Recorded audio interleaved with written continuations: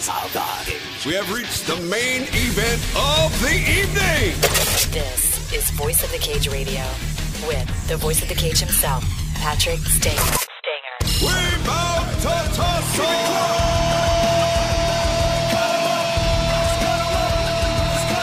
Fighters, trainers, promoters, events, rumors.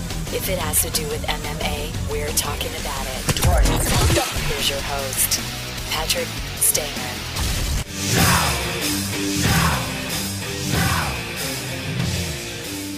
Welcome to Voice of the Cage Radio. I'm your host, Patrick Stanger, and in the studio with me I have a very special guest. He's my trainer in Brazilian Jiu-Jitsu, and he is the BJJ Blackbelt and owner of Trainers Elite. His name is Sean Cooper. How you doing, Sean? Thank you, Patrick. Thanks for having me. Glad you're here. So, you're a black belt in Brazilian Jiu-Jitsu, and we're going to get to how you got involved with BJJ. What are some things some people need to know if they want to get involved in training in MMA or BJJ? You know, what they need to bring to class. And we're going to talk about the belting system. Yes. You know, and how that works. And how'd you get involved in BJJ? Were you bullied as a kid? My gosh, of course. I remember I was in 5th grade, and on the playground, I remember this kid. Remember Wayne was his name, and he got me in the mount out on the playground, and man, I felt so helpless. To be honest with you, having someone on top of you and not knowing what to do to get this kid off of me. Man, I got slapped in the face a few times and just couldn't do anything. Right. And that stuck with you. Forever. And it's funny, and I see that a lot too in street fights, is that they always end up on the ground. Mm-hmm. And this is why, to me, Brazilian Jiu-Jitsu makes sense. And why you see it, basically at the birth of the UFC. Yes. You saw Royce Gracie just tearing people apart, like twice his size. So I really didn't know. I had heard of Jiu-Jitsu before, but never, Brazilian Jiu-Jitsu. This is back in this is 1995, 1994. So, I was selling cars here in Austin, and you were selling cars? Yes, sir. Wow. I was down at the Ford dealership, and I'm sitting there with my best friend, King Webb, who is, a black belt also now in Brazilian Jiu-Jitsu. There's a nice video of him knocking somebody out. Have you seen that one? He's a monster. Yeah. But, anyway, so I remember it to this day. We were sitting on the tailgate of a truck, and he said, "Man, have you heard of the UFC?" And I was like, "What? What's that?" And I'd never heard of it. And he asked me if I'd heard of Brazilian Jiu-Jitsu or if I'd heard of Royce Gracie. And I had no idea. So he said that night, he said, "All right, you got to come over."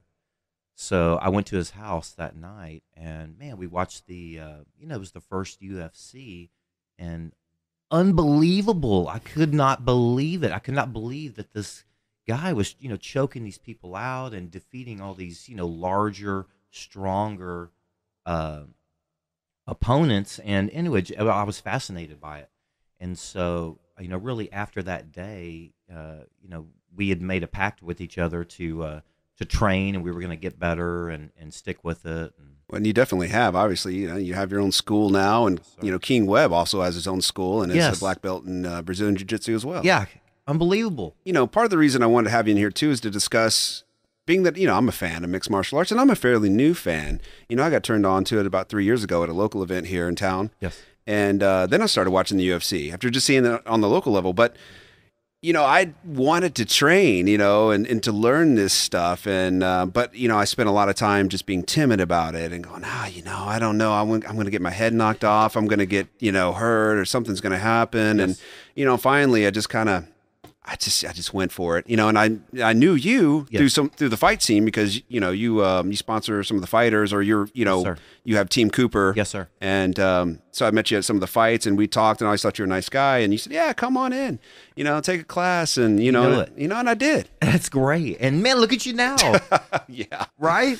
Yeah, I've been doing it about a year. I know. And I mean, man, you're a different person now, and I think that's and that's probably the biggest thing.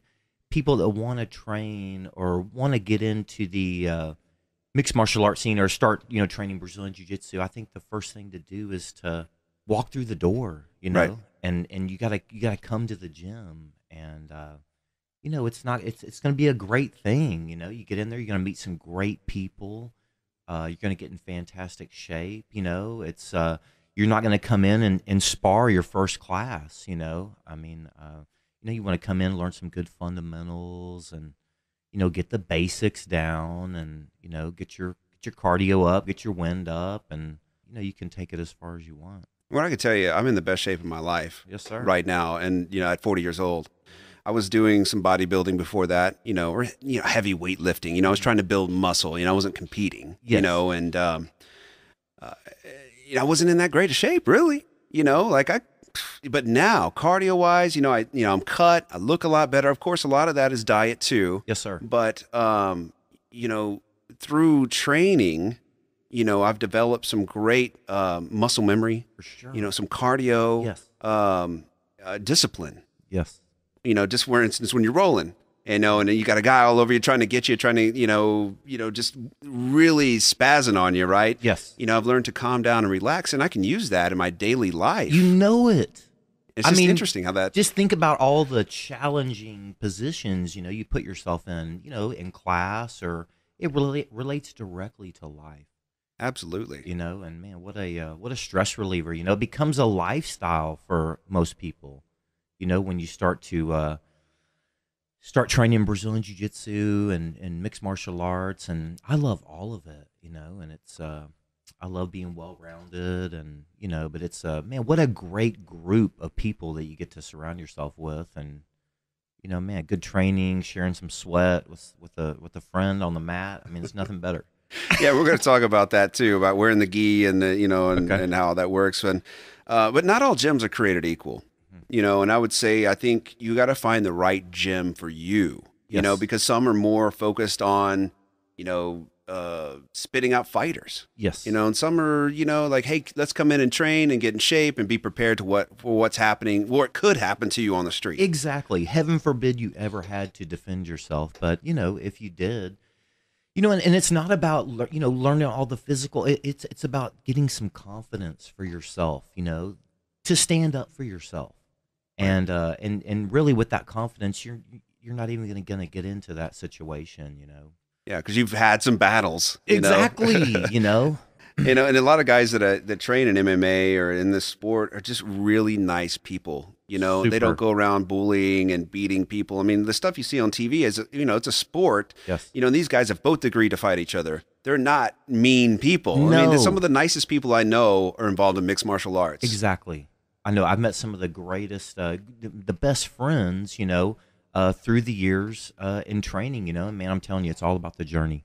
Well, let's talk about the gi and the belting system and what that's all about. I mean, I know when I first started training, I came and, I didn't have a gi, and especially in your class, I had to earn my gi and my white belt. Yes. I remember you gave me my gi after I'd been there like two months. Of course, I had to buy it, but and then I'm like, well, where's my belt? You're like, oh well, you got to earn that. No, I'm just kidding. You didn't say that. You didn't give me a white belt. I might have. But I'd heard that you're tough on belting, and I'm sure there's a reason for that. There is, it's just, it comes with time, and it's not, you can't just show up to class and then expect to get promotions, I mean, you gotta show it in your grappling, in your rolling on the ground. And that's, I teach all the classes there at the school. So I get to, I'm one-on-one with my students, all the time. I'm with you all the time. So I get to see as your game progresses and you learn to, move your hips and React better in certain situations. And for sure. Now, we'll get back to the belting thing, but the gi, what is the purpose? Obviously, I'm doing this for the fan. I mean, of course. What is the but purpose honestly, of the gi? the gi is a powerful learning tool. When you're first learning to, get your grips or control a sleeve or, control the pant leg or control someone's posture. And it's also cleaner. I agree. When I first started training without the gi, You know, obviously I was free to move, but I would use a lot more muscle. Yes. You know, and now when I'm, you know, as I've started training with the gi, For sure. you know, people can grab. Yeah. You know, and it forces you to be more technical. And, Exactly, and that's exactly why we have everyone wear the gi, because man, it's going to force you to be more technical when you're escaping certain positions, and I mean your whole game. You know, just like you said, someone can grab on and hang on to you. You know, so it's you can't just rely on being sweaty and you're going to slip out of an armbar. Right. You know, or I mean, it's Right. not going to happen. And it's great to for absorbing sweat, so you don't have to get sweated on. I'm telling you, man. For as many people as you roll with, I mean, I wear the gi more than I wear my normal clothes. So. Yeah, I was wondering why you weren't wearing your gi today. It's I in just the car. I'm like, who is this I know. guy? He looks like Sean. I But wear my shorts up here. But. now, and as far as the belting goes, like obviously you start as a white belt, and what are the different belts? How does that work? Is it different for youth? How do you? It is. What are the degrees? The adults, white belt, then they progress to blue belt, purple, brown, then black. So, but it takes, it's a lot longer, than maybe your average traditional martial arts school, or you're not going to get a black belt in 2 years, or it's there's like 4 stripes for each belt level. It takes about 3 months to 4 months or so, and you get a stripe on your belt. Mm-hmm. So if you show up to class, show up to class, and that's a key thing is coming to class. I have a lot of guys that some guys maybe I haven't seen them in a while. I haven't seen them in a few weeks, and they're like, man, I'm just not getting this technique down. Or it's like, man, you got to show up. You got to show up. You got to come to class more. That's the key. There's no magic ingredient. It's time on the mat, repetition. You put in the time, and it shows in your technique. And how many times a week would you recommend for someone to come in and? If you're starting out, I would recommend, at least 2 to 3 times a week.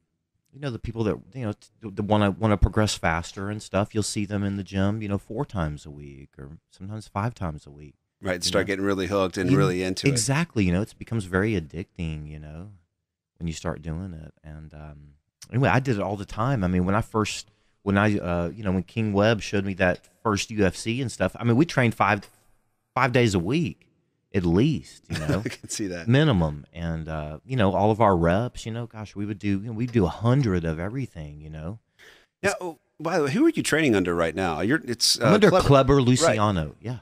But you actually got a black belt under someone else. Exactly, yeah. I got my black belt from William Vandry, who's an instructor here in town, and I started with William and Carlos Machado, back in 1997. And what is Carlos Machado's relationship to, obviously, the Gracies, right, that brought the Brazilian Jiu-Jitsu here to America? At least they got credit for it, right? Exactly. Just, Carlos, and, when they all started coming over from Brazil, Carlos was one of the first ones to really come to Texas, and he was up in the Dallas area, and he was the highest level, guy that around at that time. Like I said, there was only, there's a blue belt here in Austin. There was another blue belt in Killeen, William, and that's all there was back then, So it was, I remember I would drive to Killeen 3 times a week, just to train with William. He was a purple belt at the time when it was in 1998. And, I would go to great lengths, to seek out, the good guys, around, because just jiu-jitsu, it just wasn't, I really wanted to train, close to the source. So anyway, Carlos was a man. And, now, is he related to the Gracies, or? Yeah, they're cousins. Okay. Cousins. So if someone wants to start training, obviously you want them to get into the door, right? Yes. Come in.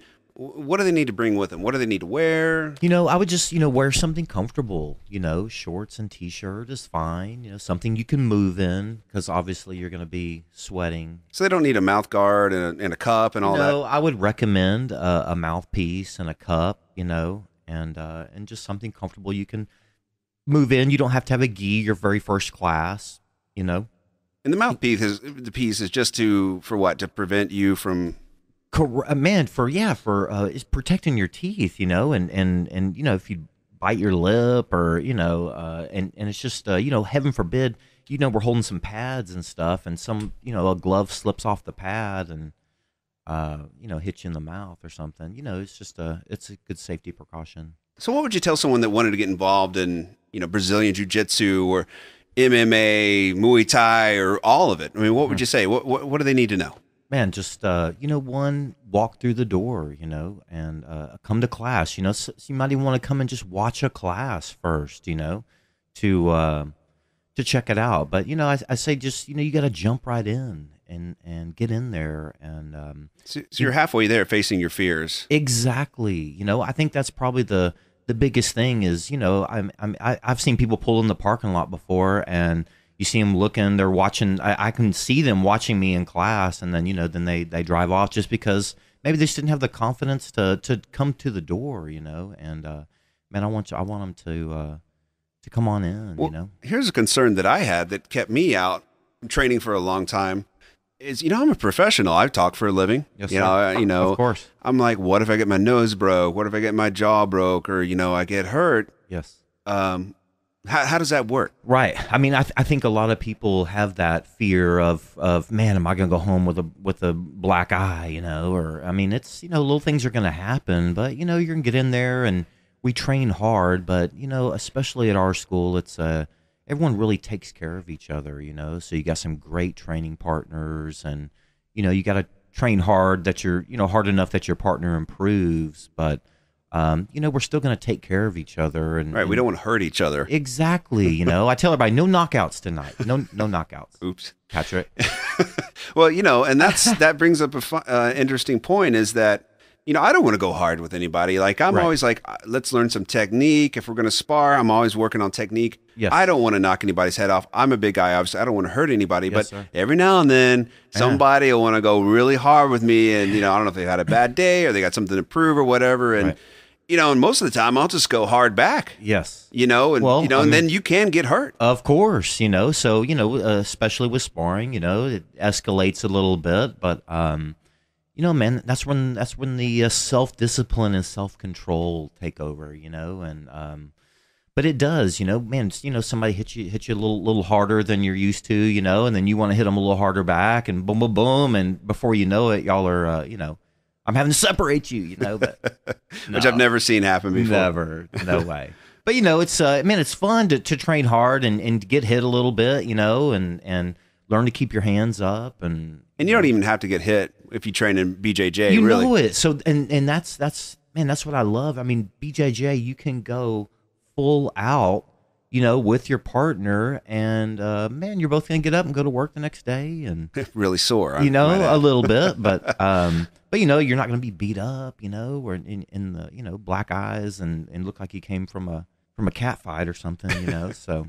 Well, the hardest I've ever been hit in that gym was when I was rolling by somebody else's leg that was rolling next to me. Exactly. It's usually some incidental thing, and totally accident, but everyone takes care of each other, and I think that's a key is finding a school or someone that you're comfortable with, good training partners and good environment, good energy, and that's important in a school, clean environment. Cool, man. I appreciate you coming by, Sean. Yes, sir. Man, thanks for having me. Yeah, definitely. Sean Cooper, black belt in Brazilian Jiu-Jitsu. He also trains some fighters. Deuce King, I think you train him. Yes, and sir.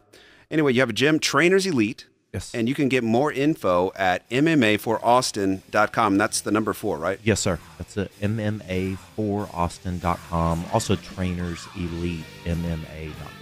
But get involved in Brazilian Jiu-Jitsu. Obviously, if you train somewhere, if you want to train, if it's in your mind and you want to do it, get into a gym. Do it. Thanks for listening to Voice of the Cage Radio with the voice of the cage, Patrick Stanger. Please email questions. Do you want me to say please or just email? Please seems so out of place. Did I say please? Okay. Sorry. No, don't. Let me elbow you in the face and please email your inquiries.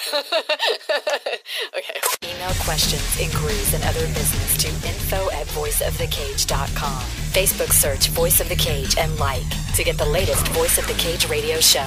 To book Patrick Stanger at your next fight promotion, visit voiceofthecage.com.